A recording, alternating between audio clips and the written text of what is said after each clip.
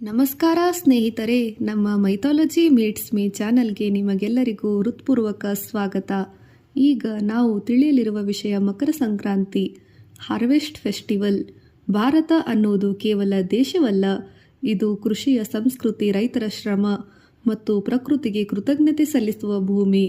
ನಾವು ತಿನ್ನುವ ಪ್ರತಿಯೊಂದು ಅಕ್ಕಿ, ಕಾಳು, ಗೋಧಿ, ಕಾಳಿನ ಹಿಂದೆ ರೈತನ ಬೆವರು ಇದೆ. ಅದಕ್ಕಾಗಿ ಭಾರತದಲ್ಲಿ ಹಾರ್ವೆಸ್ಟ್ ಫೆಸ್ಟಿವಲ್, ಕೊಯ್ಲು ಹಬ್ಬಗಳು, ಮಕರ ಸಂಕ್ರಾಂತಿ ಬಹಳ ಮಹತ್ವದ ಪಾತ್ರ ವಹಿಸುತ್ತದೆ. ಇಂದು ಈ ವಿಡಿಯೋದಲ್ಲಿ ನಾವು ತಿಳಿಯಲಿರುವ ವಿಷಯ ಭಾರತದಲ್ಲಿ ಆಚರಿಸುವ ಪ್ರಮುಖ ಕೊಯ್ಲು ಹಬ್ಬಗಳು, ಅವುಗಳ ಅರ್ಥ, ಸಂಸ್ಕೃತಿ ಮತ್ತು ವೈಶಿಷ್ಟ್ಯ ಎಲ್ಲವನ್ನೂ ತಿಳಿದುಕೊಳ್ಳೋಣ ಬನ್ನಿ. ಹಾರ್ವೆಸ್ಟ್ ಫೆಸ್ಟಿವಲ್ ಅಂದರೆ ಏನು?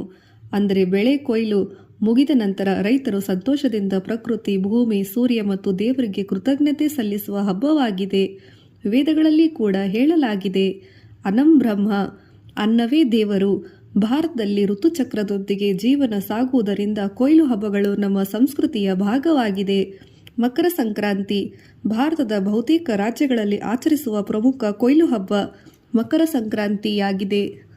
ಜನವರಿ ಮಧ್ಯದಲ್ಲಿ ಸೂರ್ಯ ಮಕರ ರಾಶಿಗೆ ಪ್ರವೇಶಿಸುವ ದಿನ. ವೈಶಿಷ್ಟ್ಯ: ಎಳ್ಳು ಬೆಲ್ಲ ಸೇವನೆ, ಗಾಳಿಪಟ ಹಬ್ಬ, ಬೆಲ್ಲ ಹಂಚಿಕೆ, ಎಳ್ಳು ಬೆಲ್ಲ ತಿನ್ನಿ, ಒಳ್ಳೆ ಮಾತನಾಡಿ.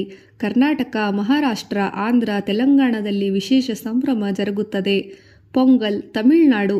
ಪೊಂಗಲ್ ತಮಿಳುನಾಡಿನ ಪ್ರಮುಖ ಕೊಯ್ಲು ಹಬ್ಬ. ಜನವರಿಯಲ್ಲಿ ಬರುವ 4 ದಿನಗಳ ಹಬ್ಬವಾಗಿದೆ. ತೈಪೊಂಗಲ್, ಹೊಸ ಅಕ್ಕಿಯಿಂದ ಪೊಂಗಲ್ ತಯಾರಿಸಿ ನೈವೇದ್ಯ ಸಮರ್ಪಿಸುತ್ತಾರೆ. ಸೂರ್ಯದೇವರಿಗೆ ಅರ್ಪಣೆ ಮಾಡಲಾಗುತ್ತದೆ.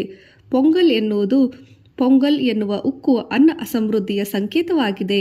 ಲೋಹ್ರಿ ಪಂಜಾಬ್ನಲ್ಲಿ ಮಾಡಲಾಗುತ್ತದೆ. ಲೋಹ್ರಿ ಉತ್ತರ ಭಾರತದ ಪ್ರಮುಖ ಕೊಯ್ಲು ಹಬ್ಬ. ಜನವರಿಯಲ್ಲಿ ಆಗ ಅಗ್ನಿ ಪೂಜೆ ನಡೆಯುತ್ತದೆ. ಇದರ ವಿಶೇಷತೆ ಇದಾಗಿದೆ: ಅಗ್ನಿಗೆ ಎಳ್ಳು, ಕಡಲೆ, ರೇವಡಿ ಅರ್ಪಣೆ ಮಾಡಲಾಗುತ್ತದೆ. ಭಾಂಗ್ರಾ ಗಿದ್ದ ನೃತ್ಯ, ನಾಟ್ಯ, ಗೋಧಿ ಬೆಳೆ ಸಂಭ್ರಮ ಸಮಾರಂಭ ಭರ್ಜರಿಯಾಗಿ ನೆರವೇರಿಸಿ ದೇವರಿಗೆ ನೈವೇದ್ಯ ನೀಡಲಾಗುತ್ತದೆ. ಚಳಿಗಾಲದ ಅಂತ್ಯ, ಹೊಸ ಜೀವನದ ಆರಂಭ. ಇದು ಸಂಭ್ರಮಿತ ಕಾಲವಾಗಿದೆ.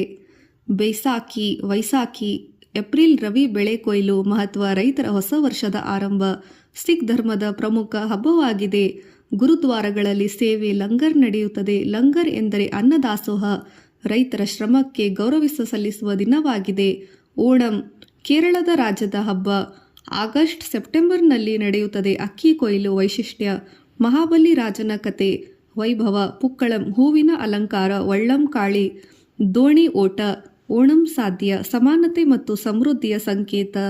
ನಮ್ಮ ಸಂಕ್ರಾಂತಿ ಹಬ್ಬವಾಗಿದೆ. ಭೋಗಾಳಿ ಬಿಹು ಅಸ್ಸಾಂ. ಮಗ ಬಿಹು, ಭೋಗಾಳಿ ಬಿಹು ಕೊಯ್ಲಿನ ಅಂತ್ಯದ ಹಬ್ಬ.